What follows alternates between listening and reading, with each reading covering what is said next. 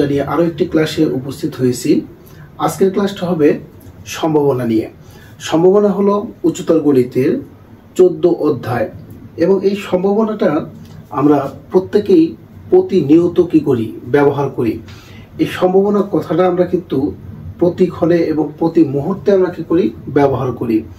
এই সম্ভাবনাটা দিয়ে আমরা আমরা যখন একটা কয়েন আমরা ব্যবহার করি, কয়েনে যখন টস করা হয়, যেমন প্রত্যেকেই কিন্তু আমরা ক্রিকেট খেলা দেখি বা বিভিন্ন রকমের আমরা কিন্তু খেলা দেখে থাকি। এই খেলা দেখার সময় বা খেলা শুরু হওয়ার আগ মুহূর্তে সেখানে কি হয়, টস হয়।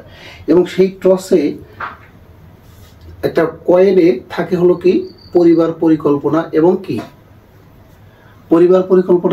শাপলা। আমরা যখন টস করি তখন সেক্ষেত্রে হয় পরিবার পরিকল্পনা অথবা সেখানে শাপলা উঠবে। এখন এই যে সম্ভাবনাটা কি, সম্ভাবনা হওয়ার সর্বোচ্চ মাত্রা আমরা জানি কত, 1। সম্ভাবনা হওয়ার সর্বোচ্চ মাত্রা 1। আমরা যদি একটা ছক্কা ব্যবহার করি, এই ছক্কায় 1 থেকে 6 পর্যন্ত কি থাকে, সংখ্যা থাকে। যেমন 1, 2, 3, 4, 5, 6।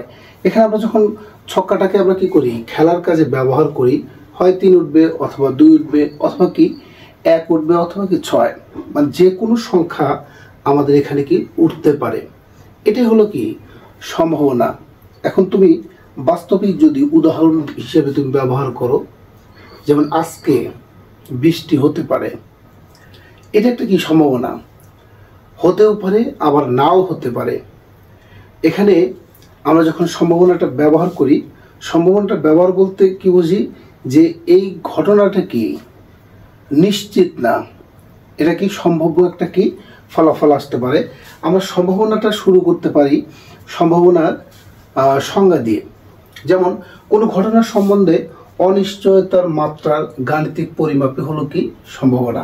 আমরা সম্ভাবনার সংজ্ঞাটা লিখতে পারি।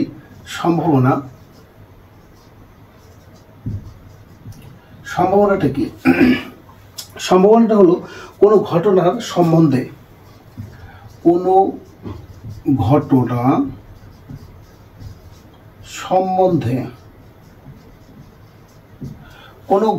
সম্বন্ধে অনিশ্চয়তা। এখানে দেখো,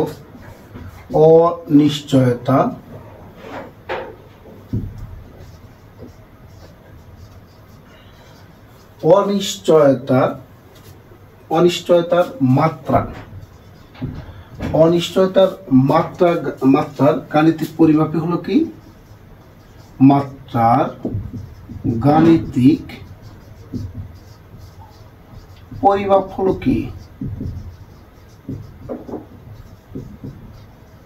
হলো সম্ভাবনা।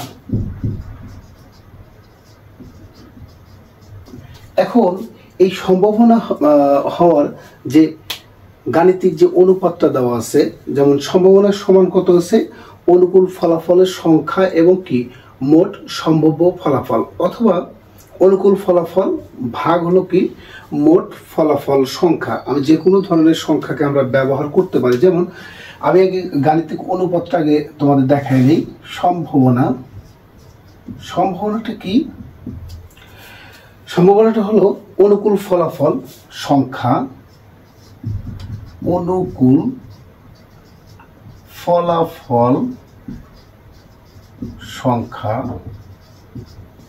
ভাগ হলো মোট সম্ভাব্য ফলাফল সংখ্যা। তাহলে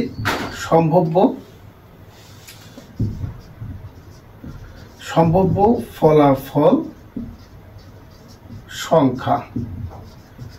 এখন এইখান থেকে তোমাকে যদি আমি বলি যে এর অনুকূল ফলাফল থেকে তুমি কোনো ঘটনার সম্ভাব্য ফলাফল তুমি দেখাও, তাহলে সেক্ষেত্রে আমরা যদি ব্যবহার করি যে 2টা টেল ওঠার সম্ভাবনা, অথবা একটা হেড ওঠার সম্ভাবনা, অথবা 3টা টেল ওঠার সম্ভাবনা, অথবা বড়জোর একটি টেল ওঠার সম্ভাবনা।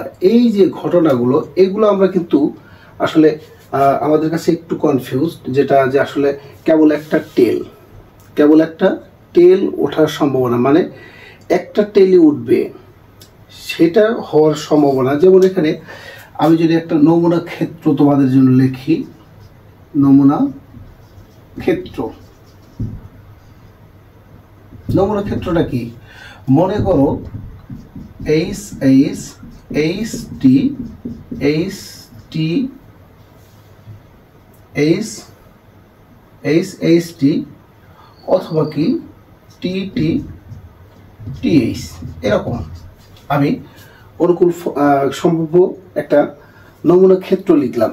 এখন এখান থেকে বলা হলো যে টেল ওঠার সম্ভাবনা, একটা টি ওঠার সম্ভাবনা। দেখো এখানে একটা টি আছে কয় জায়গায়? 2 জায়গায় টি আছে, এবং মোট সম্ভাব্য ফলাফল কত আছে? 1 2 3 4। কটা আছে? 4টা আছে। তাহলে সমগ্র ফলাফল সংখ্যা মোট কত আছে? 4। এখন বলা হলো টি ওঠার সম্ভাবনা কত, একটি টি ওঠার সম্ভাবনা কত। তাহলে সেক্ষেত্রে তুমি কি করবা, যে একটি টি আছে কয় জায়গায়? 2 জায়গায়, আমরা 2টা টি পেলাম এবং মোট ফলাফলটা পাইছি কত? 4। তাহলে সেক্ষেত্রে একটি টি ওঠার সম্ভাবনা 2টি এবং মোট ফলাফল সংখ্যা কত? 4। 2 দুগুণে কত? 4। তাহলে আমরা লিখতে পারি কত? হাফ। এখন বলা হলো বড় জোর একটি হেড ওঠার সম্ভাবনা কত। দেখো এখানে কি আছে?